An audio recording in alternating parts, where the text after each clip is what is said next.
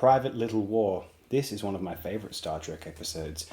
Any piece of media which featured the fearsome Mugato has got to be a major classic, and it features one of the most gripping, challenging, and ambitious of all Star Trek scripts to this day. Widely known as an allegory for the Vietnam War, and an odd kind of allegory, what kind of stance is this episode taking? A Private Little War appears to be begrudgingly justifying arming a peoples against invaders with superior weapons so as to flatline the conflict. Perhaps it was composed considering the contemporary Ukraine conflict in mind, compared to the more adjacent wars of Korea and Vietnam. Great powers are not fighting the war with their own troops. Starfleet and the Klingons are assisting the development of arms. Actually, given the phaser technology of the spacefaring entities, helping the respective tribes to develop 20th century rifles is the equivalent of America or the old USSR, or modern Russian Federation, supplying Stone Age tribes with steel swords.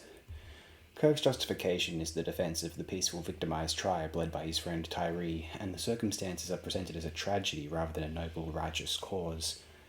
The fact that it examines Kirk gradually convincing himself to arm Tyree's tribe, it's fascinating, possibly delirious, but we're concerned he might not be.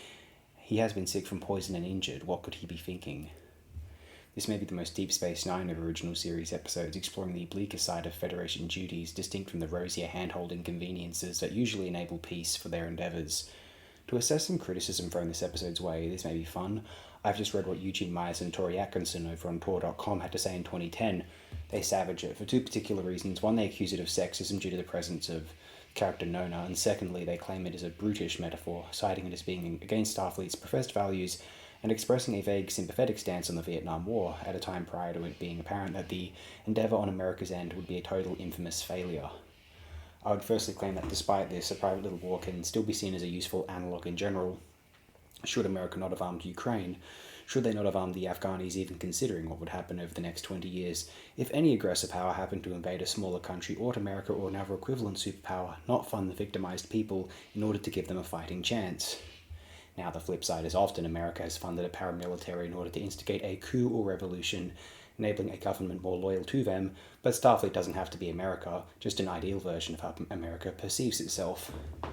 Wallace suggested that a diplomatic solution ought to be considered rather than engendering warfare. In the short term, a defence must be mounted, and some powers have no need or want for negotiations. There was no negotiating with ISIL, the funding of resistance and powers in the region was an ugly necessity. There was no negotiating with the fanatical North Koreans at that time, and so an armistice had to be agreed with no end to that war officially to this day. Whether that fellow in charge is of sound mind to be negotiated with, compared to, say, Xi Jinping, brutal though he may be, is dubious. Ruthless pragmatist versus plausible loon. Was Milosevic a character for whom negotiations could be sustained with? Sadly, sometimes some military action is necessary. I'll prove it. You're all angry at Trump pulling out of Ukraine. Rightfully so.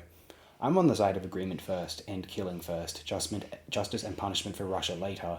Putin is a very ruthless pragmatist who wanted to capture territory and declare victory, cutting his losses before they occurred. He's caught in a stalemate and still desires to capture some territory before he has to call it a day. Due to several factors, most of them entirely his own, he's been blocked out of fair dealing with Europe and the West.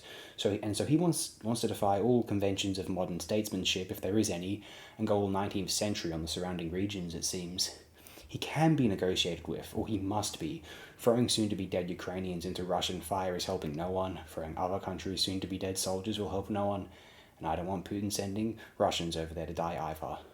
The point is, you all agree that defence must be mounted prior or amidst negotiations, as I do, and as I wince at Trump not supporting Ukraine, so too do I understand where Roddenberry was coming from in this episode.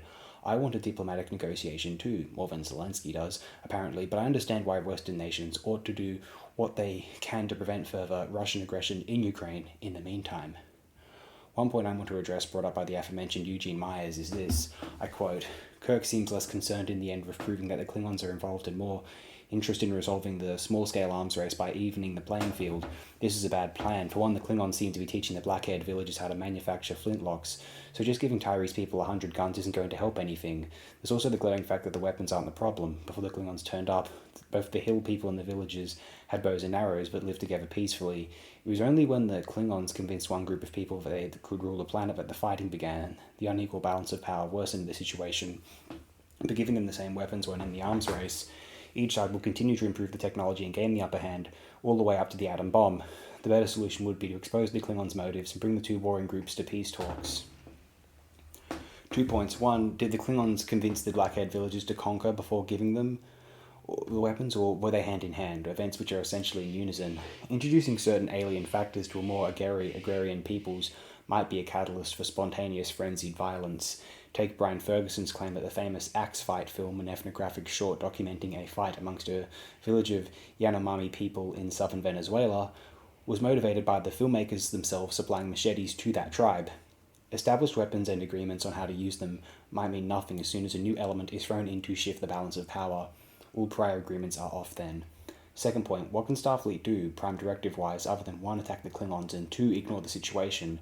They'd be more willing than apt to do the latter, and so Kirk is trying to meet it halfway. He is trying to have them defend themselves from being all slaughtered, if nothing else. Kirk is making the best of a bad situation. I get that it's a TV show, and if Starfleet went up against the Klingons, they would win, and so the Federation ought to know that. But does the Prime Directive entail doing nothing if another power is breaking it? Because if so, Kirk broke the Prime Directive to protect the village from slaughter, at least for the time being. What Kirk or Starfleet want to do beyond that, who knows? It is possible that the series and Roddenberry is depicting Kirk as in the wrong here. Roddenberry probably loved America, and he may have understood where it was coming from in the Vietnam situation, but maybe he also saw it as flawed, and tried to express this through Kirk's actions in the episode. Or so Don Ingalls, the guy who came up with the story for the episode.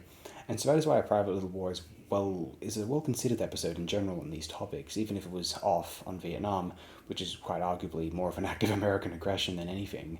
No one knew the truth of the Gulf of Tonkin incident at this time, no one of the public anyway, compared with Korean War, intervention against ISIL, or military funding of Ukraine.